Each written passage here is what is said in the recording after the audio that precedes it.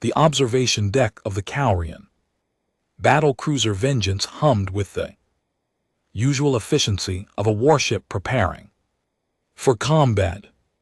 Commander Vexithar stood before the holographic display, his 4 eyes scanning the tactical readout of the human settlement below. 300 souls at mining colony defenseless according to intelligence reports.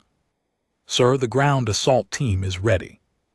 Lieutenant Cross announced, her mandibles clicking with anticipation. 12 of our finest warriors, full tactical gear. The humans won't know what hit them. Vexithar nodded slowly. The Cowrian Empire had been expanding for 2 centuries, and these newer species, these humans, were just another obstacle to overcome. They'd studied the creatures extensively, physically weak. No natural armor, slow reproduction rates. Their only advantage seemed to be their stubborn refusal to acknowledge superior forces. Begin the descent, he commanded. Standard suppression protocol. I want minimal resistance.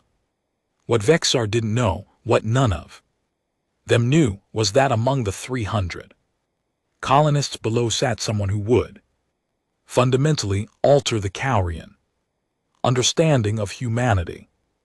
Her name was Riley Harper, and she was utterly, completely ordinary, at least that's what everyone thought.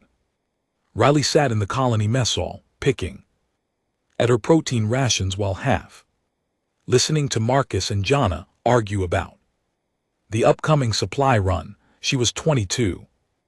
Brown hair, usually tied back in a messy ponytail, average height, average build. She worked maintenance on the atmospheric processors, fixed broken equipment, and generally blended into the background of colony life. I'm telling you, we need to prioritize medical supplies, Jana insisted, her fork stabbing at the air for emphasis.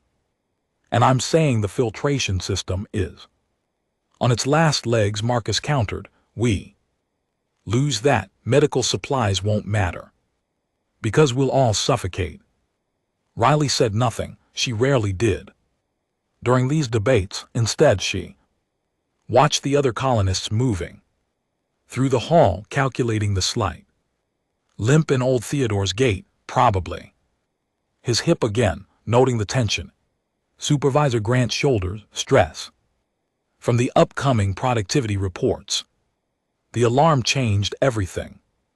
It started as a low wail, then escalated into a piercing shriek that sent coffee cups clattering to tables and conversations dying mid-sentence.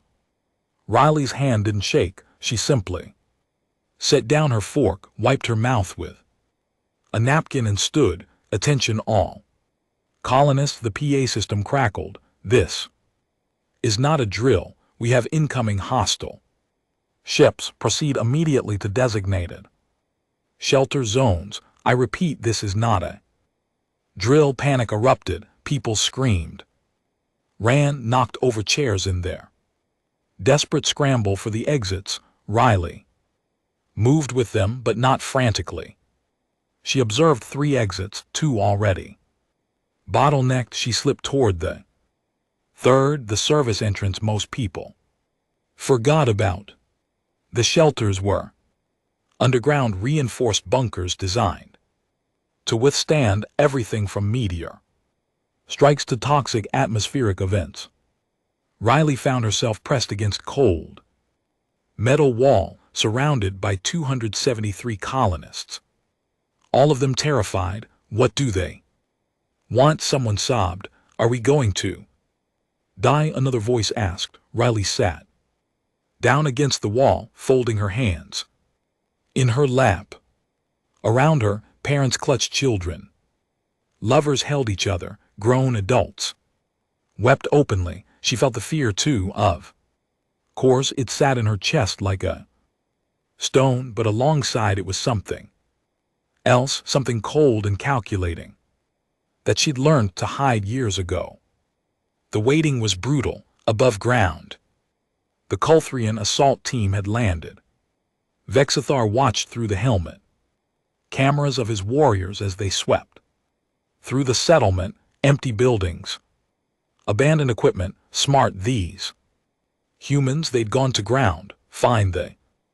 Shelters he ordered, flush them out, I want inventory of their resources and technology. What happened next would later be analyzed by Kaurian militarimies for decades. The assault team found the first shelter entrance. Sergeant Gra, a veteran of 40 campaigns, placed the breach charges. The explosion was textbook perfect, blowing the reinforced door inward and filling the entrance with smoke. Inside now, Gra commanded 6 Kaurian warriors poured into the shelter. Weapons raised, scanning for threats. What they found was exactly what they expected. Terrified humans huddled together. No weapons, no resistance. Gra felt the familiar surge of victory. Secure them, he said, standard containment protocols. But as his soldiers moved forward, something felt wrong. Gra had learned to trust his instincts over 4 decades of combat. The humans were too calm. Not all of them, certainly, most were appropriately terrified, but scattered. Throughout the crowd, maybe 20 or 30 individuals sat with an eerie stillness, including one unremarkable young woman with brown hair and gray eyes. Riley watched the Kaurians enter. They were impressive, she had to admit, 7 feet tall, covered in natural chitinous armor that gleamed under the shelter's emergency lighting, 4 arms each holding weapons designed to kill. Their movements were efficient, professional. She cataloged everything. Weapon types: 3 projectile rifles, 2 plasma cutters, 1 electromagnetic pulse device. Armor: weak points, joints at the shoulders and hips, gap between chest plate and helmet. Formation: standard sweep pattern. Predictable. Everyone remained calm. The lead Kaurian announced through a translator device, cooperate and you will not be harmed. Resist and, well, let's not find out. Some colonists whimpered, others nodded. Frantically, Riley did neither. She simply waited. The Kulthrians began separating people into groups. Adults here, children there, elderly to the side. Riley stood when directed, moved when pushed, all while her mind worked through scenarios. You, a Kulthrian soldier said, pointing at her with the others. Riley walked to the designated area. 17 other colonists already huddled there. She recognized most of them, maintenance workers, engineers, nobody important. The Kaurians were separating by utility. She realized this group would be worked. The others, well, that depended on what the invaders wanted. Hours passed. The Kaurians established control, set up communication equipment, began inventorying the colony's resources. Riley sat on the cold floor, watching, waiting, calculating. It was Marcus who broke first. We can't just sit here, he hissed to the group around him. We have to do something. Like what? Jana whispered back. They have weapons, armor. We're miners, not soldiers. So we just give up, let them take everything. Riley turned her head slightly. She could see Marcus' hands shaking, see the desperation in his eyes. He was going to do something stupid. The realization settled over her like a familiar coat. Marcus, she said quietly. It was the first word she'd spoken since the invasion began. Don't. He looked at her surprised. Riley rarely spoke to him outside of work-related necessities. Don't what? Whatever you're planning. Don't. How did you even know I was planning? Anything? Riley didn't answer. She didn't need to. Marcus's face had already told her she was right, but Marcus was young, scared, and desperate. He made his move during the guard chain. When the Calrian warriors were rotating positions, he lunged at the nearest soldier, grabbing for a weapon. It was brave, it was also suicidal.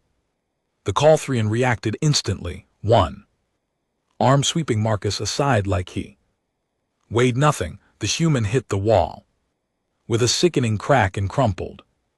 Other colonists screamed. The Calrians raised their weapons. Silence, Gra commanded. The next person who moves dies immediately. The shelter went deathly quiet. Marcus groaned on the floor, clutching his ribs. The Calrians made no move to help him. Riley remained perfectly still, but her eyes were calculating trajectories, counting heartbeats, measuring distances. Not yet, she told herself, not yet. Back on the Vengeance, Vexthar reviewed the situation. Reports with growing satisfaction. The colony was secure. Resources were being cataloged. The humans were contained. A textbook operation. Sir Cross said, "We're receiving footage from the helmet cameras. Would you like to review?" Later, Bixar replied, "I want a full assessment of their mining equipment. First, if it's compatible with our systems, we'll strip it. If not, we'll destroy it." Understood, sir. What Vexar couldn't know, what none of them could know, was that in Shelter 3, sitting among 273 terrified colonists, was someone who had been waiting her entire life for a moment like this. Riley Harper had spent 22 years being unremarkable, being forgettable, being the person everyone overlooked. She'd learned early that being noticed was dangerous, so she'd become invisible, just another face in the crowd. She went to work, did her job, went home. She had no close friends, no romantic relationships, no hobbies that drew attention, but inside, behind the carefully constructed mask of normally, Riley's mind was different. She saw patterns others missed, calculated outcomes with frightening accuracy. Read people like open books, and when necessary, when truly necessary, Riley Harper could be very, very dangerous. The Calrians kept them in the shelter for 3 days. They brought minimal food and water, just enough to keep everyone alive. Some colonists got sick from stress, others retreated into themselves, staring at walls with empty eyes. Riley ate when food came, drank when water was available, slept in short, efficient bursts, and watched. Always watched. She learned the guard rotation schedule. 12-hour shifts, 3 soldiers per shift. Learned their individual patterns. The one who always checked the far corner first, the one who stood too close to the doorway, the one who was left-handed and favored his right side to compensate. On the 3rd day, the Calrians made an announcement. "Tomorrow you will begin work," Gra informed them. "Those designated for mining operations will be transported to the dig sites. Those designated for technical work will remain here to assist with equipment analysis. Those designated as surplus will be processed." Processed, someone asked. What does that mean? Gra didn't answer. He didn't need to. The silence that followed told them everything. That night, as the shelter lights dimmed to simulate evening, Riley heard whispered conversations throughout the space, plans for rebellion, ideas for escape, all of them doomed to fail. Because these people, these good, normal People didn't understand violence the way Riley did. We could rush them. Someone suggested, there's only 3 guards right now. We outnumber them and get mowed down in seconds. Another voice countered, did you see what happened to Marcus? Marcus was still alive barely. He sat in the corner, ribs definitely broken. Every breath in agony. The Cowrians hadn't bothered treating him. Why waste resources on livestock? Riley closed her eyes and ran through scenarios, rushing the guards. 73% casualty rate among colonists, 0% success rate attempting sabotage, insufficient knowledge of Cowrian technology, waiting for rescue. No evidence anyone knew they were under attack. That left one option, the option she'd been considering since the moment the Cowrians walked through that door. She would have to become what she'd spent 22 years hiding. The decision settled over her like a weight, but also like a relief. For years she'd suppressed her true nature, buried it under layers of normally, but now, surrounded by death and desperation, Riley allowed herself to accept the truth. She wasn't normal. She'd never been normal, and in approximately 18 hours, the Cowrians were going to learn exactly what that meant. The next morning began with sorting. The Cowrians divided colonists into 3 groups with ruthless efficiency. 60 for mining, 40 for technical work. The rest, 173 souls, were marched out of the shelter. Riley was in the technical group. She stood in line, hands clasped in front of her, face neutral, while children cried and families were torn apart. She watched an elderly woman beg to stay with her grandson, watched the Cowrians separate them. Anyway, move, a soldier commanded, shoving the technical workers toward a transport vehicle. Riley moved. She climbed into the vehicle with 39 other colonists, all of them skilled in various technical disciplines, engineers, programmers, mechanics. The Cowrians wanted their knowledge. The vehicle rumbled through the colony toward the main operation center. Through the windows, Riley could see Cowrian soldiers everywhere, stripping equipment, loading cargo, transforming the settlement into a resource extraction point. We're going to die here, someone whispered behind her. Maybe not, another voice replied, without conviction. Maybe if we cooperate. Riley said nothing. She was too busy memorizing the layout of the colony from this new vantage point, counting soldiers, noting weapon placements, identifying potential resources. The operation center was the colony's administrative hub, a 3-story structure housing computers, communication equipment, and the main power distribution system. The Cowrians had converted it into their command post. Inside, the technical workers were directed to different stations. Riley found herself assigned to atmospheric systems analysis, which made sense given her official job, a Coltrian technician, smaller than the warriors but still imposing, gestured at a console.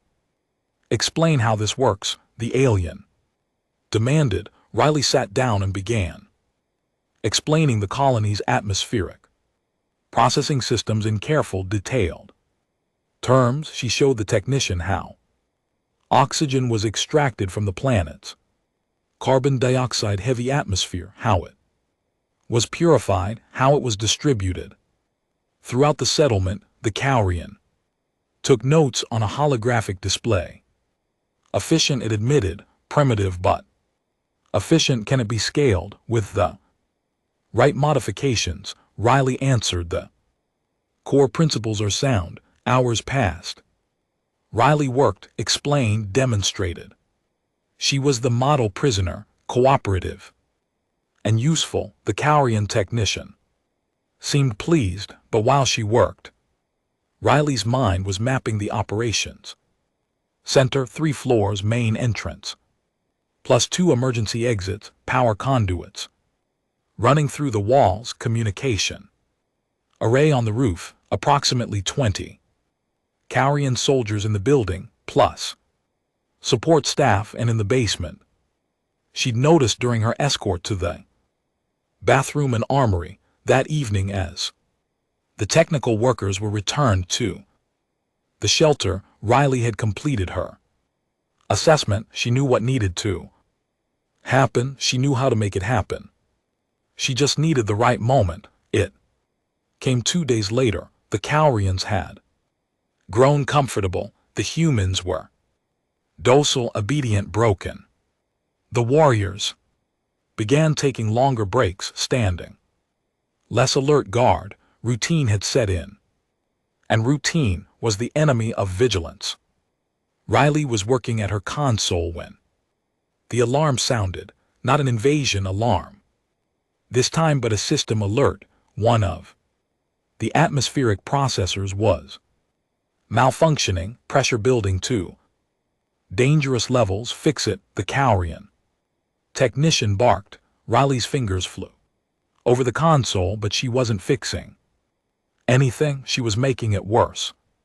Carefully, incrementally. Invisibly worse. It's spreading, she said, allowing a hint of panic into her voice. The cascade failure is affecting the main distribution hub. Then stop it. I'm trying, but I need access to the physical systems in the basement. The Cowrian hesitated. Then, as another alarm joined the first, it made the decision. Riley had been guiding it toward take her to the basement now. 2 guards grabbed Riley's arms and hauled her toward the stairs. She didn't resist. She moved with them, docile and cooperative, while her mind counted steps, measured distances, prepared. The basement smelled of oil and ozone.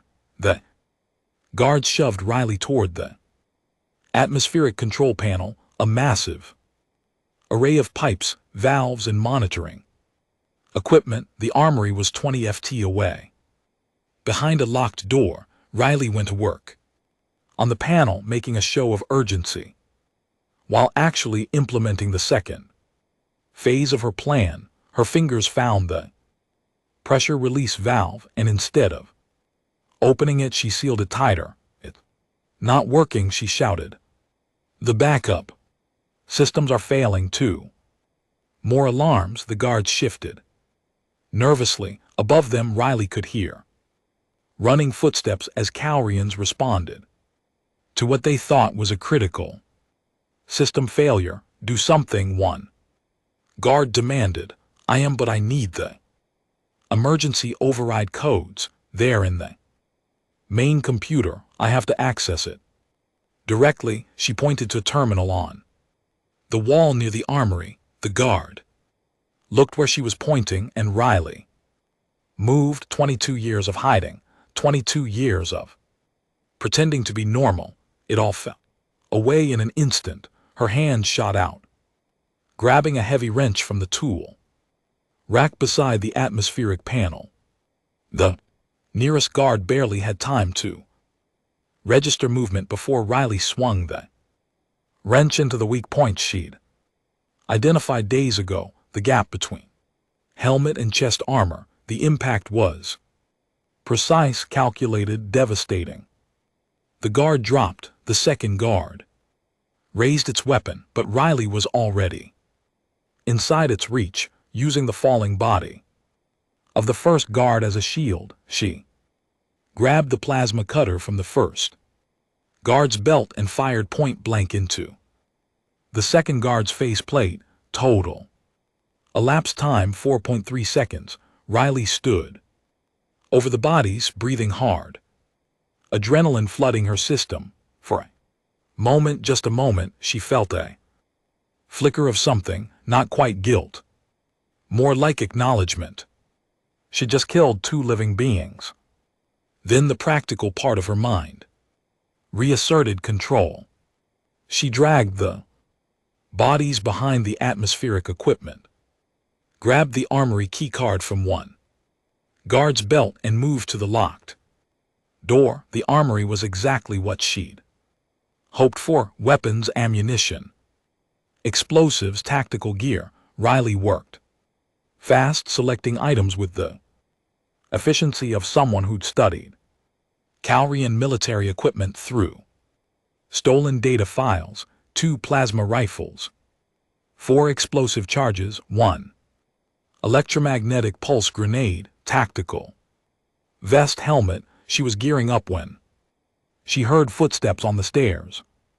"What's taken so long?" a Calrian voice called. "Report." Riley finished strapping on the vest, checked the plasma rifles charge, and positioned herself beside the doorway. "We're running the diagnostics now," she called back, doing her best to mimic the guard's clicking accent. "The human is fixing it." Paused, then acknowledged. "Be quick about it." The footsteps retreated. Riley allowed herself 10 seconds of relief, then she got back to work. Explosive charges needed to be placed strategically. She couldn't just blow up the building, not with 40 colonists working upstairs. But she could create chaos, could level the playing field. Riley moved through the basement like a ghost, placing charges on support columns, on power conduits, on the ammunition storage. She set the timers for 6 minutes. That would give her just enough time. 5 minutes and 40 seconds. Later, Riley Harper walked up the basement stairs wearing a Calrian tactical helmet, carrying a plasma rifle, and moving with the confidence of someone who belonged. The operations since ground floor was busy with Calrians responding to what they still thought was a system malfunction. Riley walked past 3 soldiers without being challenged. The helmet's facial recognition software had been easy to bypass, a simple trick she'd learned from analyzing their security protocols. She found the technical workers in the main hall, still at their consoles, surrounded by guards. Riley caught the eye of Thomas, one of the engineers. "Good man, quick thinking." She made a subtle gesture, a tilt of her head toward the exit. Thomas's eyes widened slightly. Then, understanding, he nodded almost imperceptibly. Riley checked her chronometer. 40 seconds. She walked toward the main entrance with measured steps. Just another Calrian soldier on patrol. Outside, the evening air was cool against her skin, though the helmet's environmental controls kept her comfortable. She moved away from the building, counting down. 30 seconds. Behind her, Thomas had started coughing dramatically, clutching his chest, creating a distraction. Other technical workers picked up on it, expressing concern, crowding around him. 20 seconds. The guards moved to restore order, pushing colonists back to their stations. The confusion bought Riley precious seconds to get further from the building. 10 seconds. Riley turned, raised the plasma rifle, and fired. The operation sensed main power coupling. The shot was perfect, severing the connection and plunging half the building into darkness. 5 seconds. The Calrians erupted into action, some running toward the power coupling, others scanning for threats, none of them looking at the unremarkable human woman in the stolen armor standing 50 yards away. 0. The basement exploded. The explosion ripped through the operations center like a mechanical heartbeat going critical. Riley felt the shock wave. Before she heard it, a wall of pressure that knocked her forward 3 steps. Fire bloomed from the basement windows, orange and furious against the darkening sky. The building didn't collapse. Her calculations had been precise, but it was definitely compromised. Cowrian soldiers poured out of every exit, some dragging wounded comrades, others scanning for enemies they couldn't identify. Through the chaos, Riley watched the technical workers scramble. Out behind them, coughing and disoriented but alive, Thomas caught her eye across the mayhem and pointed toward the residential sector. Message received. Riley didn't run. Running would draw attention. Instead, she walked with purpose toward the colony's maintenance sector. Just another soldier responding to the crisis. Her helmet's communication system crackled with Cowrian battle commands, voices overlapping and confused. Urgency, sabotage. Someone sabotaged the building. Find the perpetrator immediately. All units converge on Operations Center. Perfect. Every soldier moving toward one location meant fewer soldiers everywhere else. Riley slipped into Maintenance Bay 7, a warehouse-sized structure filled with mining equipment and repair stations. She stripped off the Cowrian helmet and vest, stashing them behind a massive ore processor, the plasma rifle she kept. Now came the hard part. The colonists, designated as surplus, 173 people, had been taken to processing Facility 12. Riley knew the building. It was on the eastern edge of the settlement, a former storage depot, converted into something far more sinister. The Cowrians had been loading people into transport containers. Destination unknown but easily guessed. Riley checked the plasma rifle's charge. 73%. Not ideal for what she was planning, but enough if she was smart about it. She moved through the colony using maintenance tunnels most colonists forgot existed. The underground passages connected major structures designed for emergency access and equipment transport. Riley had memorized every inch during her first month on the colony. The tunnel to Facility 12 was narrow, dark, and smelled of recycled air. Riley navigated by touch and memory, counting steps, taking specific turns. Above her, she could hear heavy footsteps as Cowrian soldiers ran past. They were still focused on the operations center, still trying to understand what had happened. The tunnel ended at an access hatch beneath the facility. Riley listened carefully before opening it. Voices above but distant.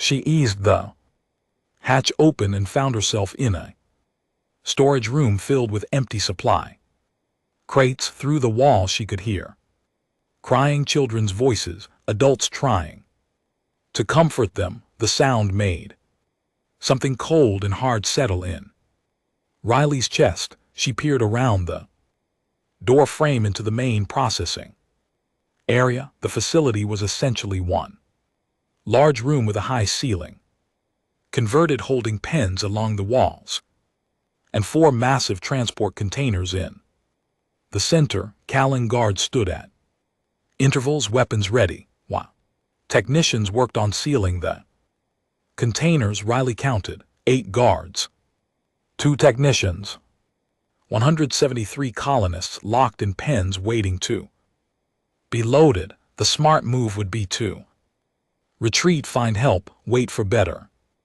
odds.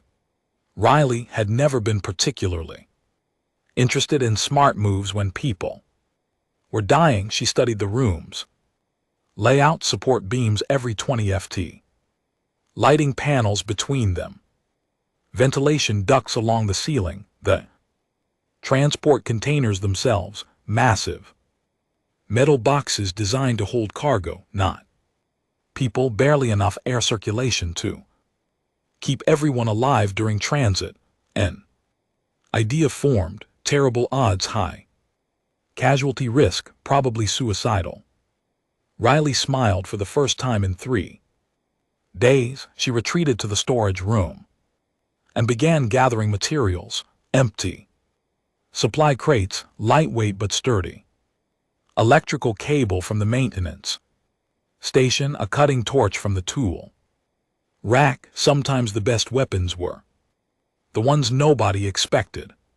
10 minutes later, Riley had constructed what was essentially a mobile barricade, 3 supply crates welded together with gaps for firing positions. It wouldn't stop plasma fire for long, but it might buy precious seconds. She positioned her makeshift shield at the doorway, checked the plasma rifle one more time, and took 3 deep breaths, centering herself, accepting what was about to happen. Then Riley Harper stepped into the processing facility and opened fire. Her first shot took out the overhead lighting panel, plunging half the room into darkness.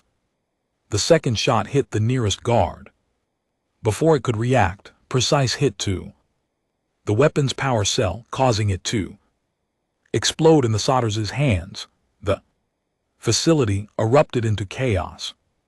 Calrians shouted commands, raised weapons, scanned for targets. Riley was already moving, using her shield to cover her. Advanced toward the nearest support beam. Plasma bolts scorched the air where she'd been standing, impacting the crates with hissing fury. There by the containers, a guard shouted. Riley dropped behind the support beam as concentrated fire tore into her shield. The crates were disintegrating, wouldn't last another volley. She waited for the brief pause as the guard's weapons cycled, then popped out and fired twice. One shot into a ventilation duct, sending sparks showering down. The second into the nearest transport container's locking mechanism, jamming it permanently. Secure the prisoners, someone commanded. Don't let them escape. But the colonists weren't trying to escape. They were pressed against the far walls of their pens, terrified and confused. Riley felt a flash of frustration. She was trying to save them, but they were too scared to understand. A plasma bolt grazed her shoulder, burning through her jacket and searing skin. Riley hissed in pain but didn't stop moving. She rolled behind the damaged transport container, using it as cover while she reassessed. 5 guards still operational. Both technicians had fled. The colonists remained trapped in their pens. Her shield was destroyed. Her shoulder was screaming, and she was running out of ammunition. The tactical situation was, objectively speaking, terrible. Riley's mind raced through options, discarding plans as quickly as she formed them. Direct assault, suicide, retreat. Abandoning everyone, negotiation. Laughable. She needed something unexpected, something the Colthrians wouldn't anticipate. Her eyes fell on the damaged container's control panel. The locking mechanism was jammed, but the container itself was still functional, including its magnetic seal system designed to lock onto ship cargo bays during transport. Powerful electromagnets strong enough to lift tons of equipment. An absolutely insane idea occurred to her. Riley pulled the electromagnetic pulse grenade from her belt, Militarira, designed to disable enemy electronics in a 15 FT radius. She'd been saving it for an emergency. This qualified. She set the grenades timer for 5 seconds, activated the container's magnetic seal at maximum power, and threw the grenade toward the remaining guards. Grenade, one shouted. The Calrians scattered exactly as Riley predicted. They were trained soldiers, responding appropriately to explosive threats. What they weren't prepared for was the grenade's electromagnetic pulse, detonating next to the container's active magnetic system. The interaction between the pulse and the magnets created a feedback loop, a cascading electromagnetic surge that turned the container into a massive magnet, attracting anything metallic within 20 ft. The Cowrian weapons, armor plating, and equipment were yanked toward the container with irresistible force. Soldiers slammed into the metal surface, pinned by their own gear, unable to break free. Rifles clattered and stuck. One guard's helmet was torn clean off.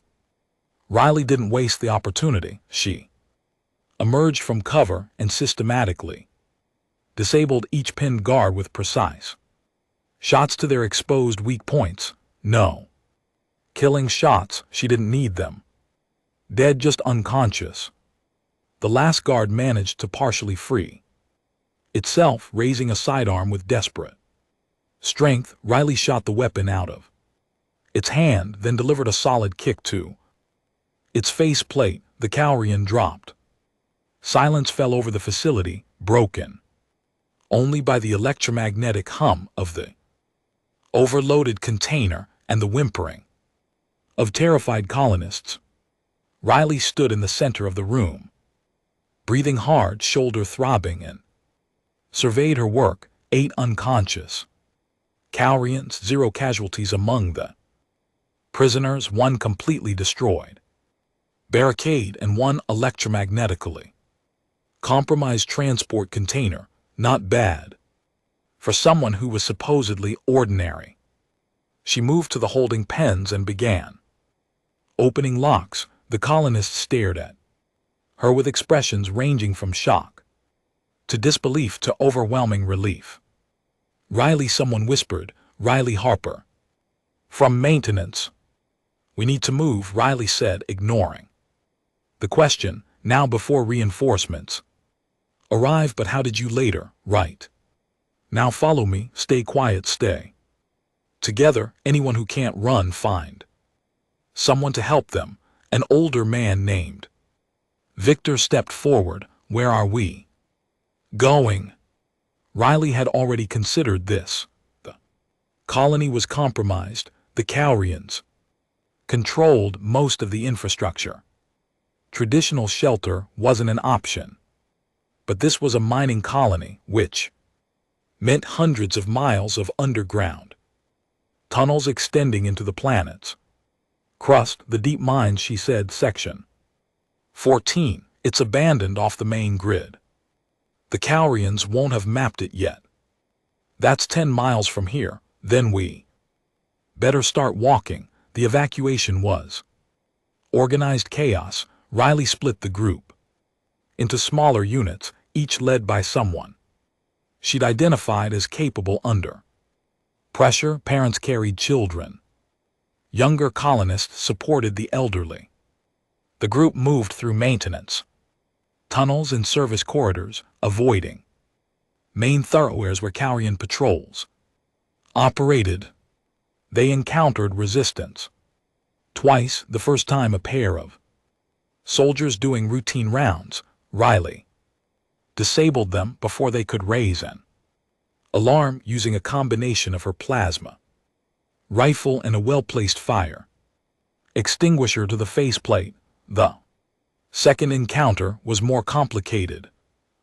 Full patrol, 6 soldiers moving through the very tunnel Riley's group needed to access. She couldn't fight 6 armored warriors head-on, not without casualties. Among the colonists, she needed another approach. Riley handed the plasma rifle to Victor. When I give the signal, fire 3 shots down that corridor. Doesn't matter if you hit anything, just make noise. What are you going to do? Riley was already moving, climbing into a ventilation shaft that ran parallel to the tunnel. She crawled through the narrow space, ignoring her protesting shoulder until she was directly above The patrol, the ventilation grate was held by 4 screws. Riley removed 3 and loosened the 4th until the grate hung by a single point. Then she took out the cutting torch she'd grabbed from the facility. Now she called down. Victor fired 3 plasma bolts, screamed down the corridor, hitting nothing but getting everyone's attention. The Cowrian patrol reacted, predictably moving toward the threat. With weapons raised, Riley dropped through the weakened grate, landing on the rear guard's shoulders. The soldier staggered under her unexpected weight. Before it could recover, Riley jammed the cutting torch into the gap between helmet and armor and activated it. The superheated flame didn't penetrate the armor. It didn't need to. The heat conducted through the metal and the Cowrian collapsed from thermal shock. Riley rolled off the falling soldier and came up with its rifle, firing as she moved. The patrol was confused, under attack from 2 directions, unable to coordinate effectively in the narrow tunnel. It was over in seconds. Riley stood among 5 unconscious soldiers, breathing hard, her improvised tactics having worked better than she'd hoped. Victor emerged from around the corner, staring at her with something approaching awe. Who are you really? Riley picked up 2 additional weapons and handed them to colonists who looked capable of using them. Someone who fixes things, she said simply. Let's keep moving.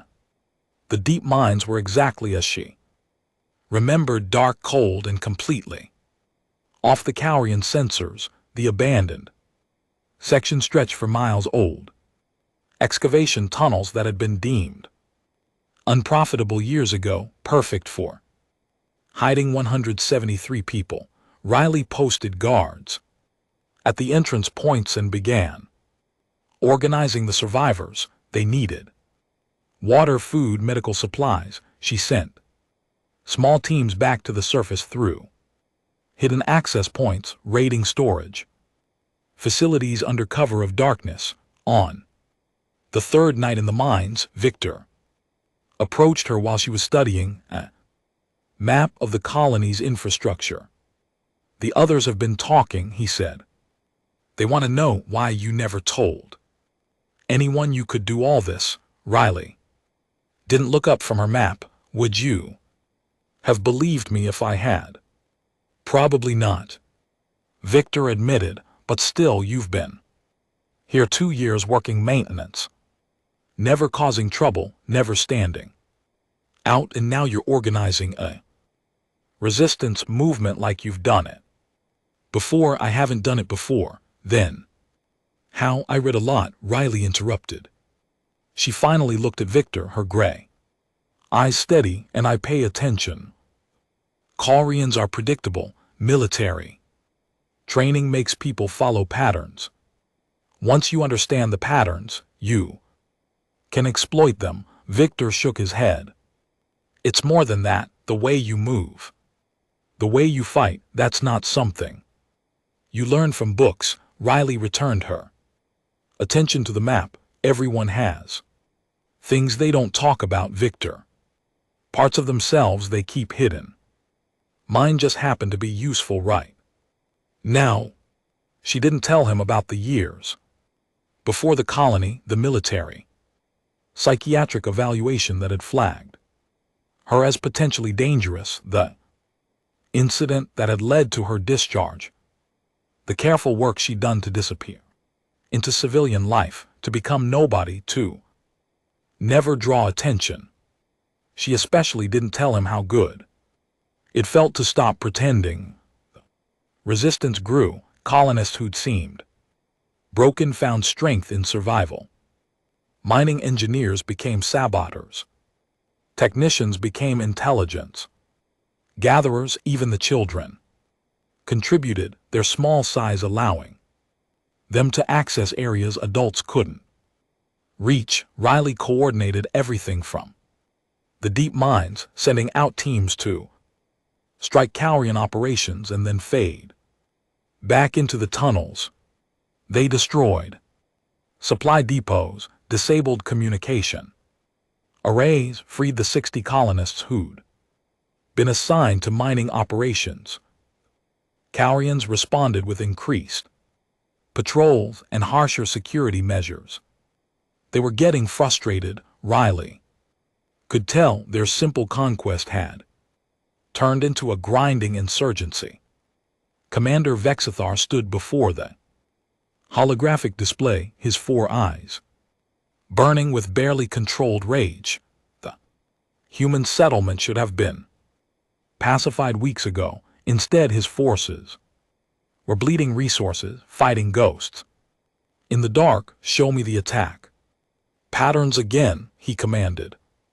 Lieutenant Cross activated the tactical display, highlighting the 17 successful attacks against Cowrian positions. They strike without warning, always at our weakest points. They know our patrol schedules, our guard rotations, our supply routes. Someone is feeding them intelligence, or someone is very good at observation. Vexthar mused. He zoomed in on the attack locations, studying the data. These aren't random, there's a pattern. Here, a single mind coordinating multiple operations. Sir, look at the timing. Every attack happens when we're responding to something else. They create distractions, then strike while we're occupied. That requires precise knowledge of how we think, how we react. Vexithar pulled up the security footage from Processing Facility 12, watching for the 100th time as a single human figure systematically disabled 8 trained warriors. The footage quality was poor, damaged in the electromagnetic pulse, but he could make out enough. One person moving with absolute confidence, using improvised tactics that should never have worked but somehow did. Find this human, Beaksthar ordered. I don't care what it takes. Find them, and this resistance collapses. He was absolutely correct, and that's exactly what Riley was counting on. The trap took 2 weeks to set up. Riley knew the Cowrians were looking for her. Specifically, security footage had survived despite the electromagnetic pulse. They knew one person was orchestrating the resistance. They'd be focusing resources on identifying and capturing that person, so Riley gave them what they wanted. She staged a raid on the main power station, personally leading a team of 12 colonists. They made noise, drew attention, fought hard enough to seem genuine, but not hard enough to actually win. When Cowrian reinforcements arrived, Riley's team retreated, leaving behind exactly one piece of evidence: her colony identification badge, deliberately dropped near the power station's entrance. 2 days later, Cowrian soldiers raided her old quarters in the residential sector, found her personal effects, her work logs, everything that identified Riley Harper. Maintenance worker, unremarkable and ordinary.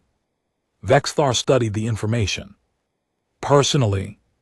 This is their leader, a maintenance worker, apparently. So Sir Cross replied. No military background, no advanced training. She's been on the colony for 2 years. Exemplary work record, no disciplinary issues. Then how is she doing this? Unknown, sir, but we've analyzed her work patterns. She performs regular maintenance on the atmospheric processors in the industrial sector. She'll likely return there eventually. Vexithar smiled, showing rows of sharp teeth. Then we'll be waiting. Riley stood in the deep mine, surrounded by the colonists who had become her responsibility. Victor, Jonna, Thomas, and 70 others. She'd specifically chosen for this moment. They're going to ambush me at the industrial sector, she said calmly. Probably 24 soldiers full. Tactical gear prepared for a fight. Then. We don't go, Victor protested. We stay. Here, stay hidden, and eventually they find us anyway, Riley countered, or they give up on the colony and glass the entire settlement from orbit, killing everyone. No, this ends now on our terms. She activated a holographic display showing the industrial sectors layout. The Cowrians think I'm one person. They're expecting one target. They're wrong. Over the next hour, Riley outlined a plan so audacious that several colonists questioned her sanity. By the time she finished, they were all questioning it. This is insane, Jonna said completely. Riley agreed, but it'll work. The Cowrians are predictable. They think in terms of military tactics, force ratios, tactical superiority. They're not prepared for what we're actually going to do, which is Riley's smile was cold and precise. We're going to give them exactly what they want, me, just not in the way they expect. The industrial sector was quiet when Riley walked in 3 days later, wearing her maintenance coveralls and carrying a tool bag. She looked exactly like she always had, unremarkable, ordinary, just another worker doing her job. Except this time 70 colonists were positioned throughout the sector, invisible and waiting. Riley walked to atmospheric processor 7 and began her usual maintenance routine, checking pressure valves, monitoring oxygen levels, performing standard diagnostics. She could feel eyes on her from a dozen hidden positions. The Cowrians made their move at exactly 14:37 hours.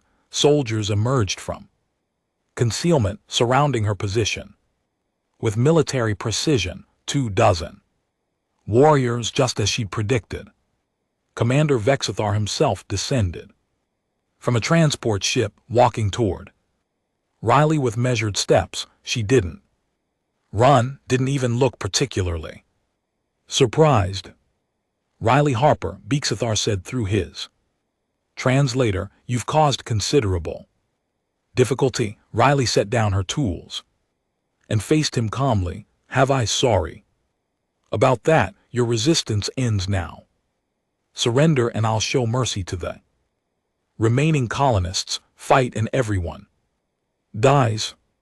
Mercy, Riley repeated. Is that what you call loading people into transport containers like cargo, splitting families apart, killing anyone who resists? Vexithar tilted his head. You're remarkably calm for someone surrounded by superior forces. Am I surrounded? Riley asked. Are you sure about that? For the first time, Vexithar felt a flicker of uncertainty. Something in this human's voice, her posture, suggested she was not nearly as trapped as she should be. Riley raised one hand and snapped her fingers. The sharp sound echoed through the industrial sector. 70 colonists emerged from concealment, not with weapons drawn, not attacking, simply standing up from hiding places. Throughout the sector, in ventilation ducts, behind equipment, under floor panels, all of them wearing the same unremarkable coveralls, all of them looking exactly like maintenance worker. Vexithar's soldiers raised their weapons, scanning for threats, but there were no weapons, just people, lots of people in lots of places. You wanted me, Riley said quietly. Here I am, all 71 of me. Understanding crashed over Vexithar like cold water. You're all wearing identical clothing. We can't identify which one is the real Riley. Harper, sure you can, Riley replied. I'm the one who's been standing here talking to you. I'm also the one behind you and to your left and monitoring you from the control room and about 20 other places. We're all Riley Harper now because Riley Harper isn't a person, it's an idea, and you can't kill an idea with plasma rifles. It was beautiful misdirection. While the Cowrians had been focusing on finding one person, Riley had been training everyone, teaching them her tactics, her patterns, her way of thinking, creating redundancy so complete that losing any single person, even her, wouldn't stop the resistance. Vexithar processed this information with growing frustration. This changes nothing, we still have superior firepower. Do you? Another voice called out, then another, then 10 more, all asking the same question from different positions. Do you really? The Cowrians were surrounded, not by armed insurgents but by people who turned an entire industrial sector into a trap. While the soldiers had been focused on Riley, other colonists had been positioning explosives, rerouting power systems, preparing the very infrastructure to become a weapon. Here's what's going to happen, Original Riley said, stepping forward. You're going to leave this colony, all of you. You'll take your ships and your soldiers and you'll go, because if you don't, if you try to fight, we'll bring down every structure in this settlement. We'll destroy the very resources you came here to steal, and yes, some of us will die. Maybe all of us, but you'll gain nothing, absolutely nothing. Vexithar stared at this small, unremarkable human who'd somehow turned his military victory into a strategic nightmare. You're bluffing. Riley pressed a detonator button on her wrist. A small explosion rocked the far end of the sector, destroying a storage facility the Cowrians had been using. That was one charge out of 43. Want me to keep going? The standoff lasted 17 seconds. Vexithar ran calculations, assessed odds, considered options. Every scenario ended in unacceptable losses. The humans had turned themselves into a dead man's switch. Kill them, lose everything. Stand down, he ordered his soldiers.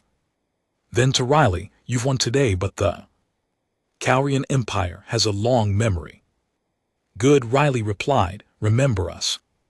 Remember what happens when you underestimate people who have nothing left to lose. The Cowrians withdrew over the next 6 hours. Ships launched, taking soldiers and equipment back into orbit. The colonists watched from hidden positions, weapons ready, expecting treachery right up until the last transport disappeared into the sky. When the final ship vanished, silence fell over the settlement. Then someone started cheering, others joined in. Soon the entire colony was celebrating, people hugging, crying, laughing with relief. Riley sat alone in the industrial sector, watching the empty sky. Victor found her there an hour later. We did it, he said. We actually did it. For now, Riley replied. They'll be back eventually. Maybe not the Cowrians, but someone. This is valuable territory. Then we'll be ready. You taught us how. Riley shook her head slowly. I taught you how to survive one battle, but Victor, you need to understand something. What happened here, it won't always work. We got lucky. The Cowrians were overconfident. We had terrain advantage, and they cared more about resources than revenge. Next time might be different. So what do? We prepare, really prepare. We train everyone in defensive tactics. We build better early warning systems. We reach out to other human settlements Establish communication networks, mutual defense agreements. Riley stood up, brushing dust from her coveralls, and we never ever assume we're safe just because we won once. Victor studied her carefully. You're not going to tell us who you really are you? I'm Riley Harper, maintenance worker. Same person I've always been. Maintenance workers don't fight like you do. Riley allowed herself a small smile. Maybe they do on planets where fighting matters, or maybe just maybe everyone has more inside them than anyone suspects. They just need the right circumstances to discover it. She walked back toward the residential sector, leaving Victor standing in the industrial facility. Around her, colonists were beginning the work of rebuilding, repairing damage, salvaging what they could from the Calrian occupation. 300 souls had stood against an empire, not through superior technology or military might, but through sheer, stubborn refusal to give up. Through ordinary people doing extraordinary things when pushed beyond their limits. Riley Harper disappeared back into ordinary life as easily as she'd emerged from it. She returned to her maintenance job, fixed atmospheric processors, attended colony meetings. She smiled politely when people tried to thank her, deflected questions about her past, and generally became unremarkable again. But late at night, in the deep mines that had sheltered them all, the colonists established something new, a training program, a defense force, a network of ordinary people learning to be extraordinary when necessary. And somewhere in the galaxy, Commander Vexithar filed a report that would circulate through Calrian military intelligence for years, a warning about a species that appeared weak but possessed something the Empire had never encountered before: the ability to transform, to adapt, to become whatever the situation demanded. Humans, the report concluded, should never be underestimated, especially the unremarkable ones, especially the ones who sat quietly among you, watching and learning until the moment they decided to stand up and fight. The galaxy would learn that lesson many more times in the years to come, but it started here in a mining colony no one had ever heard of, with a woman named Riley Harper who'd spent 22 years being invisible, right up until the moment she decided not to pee.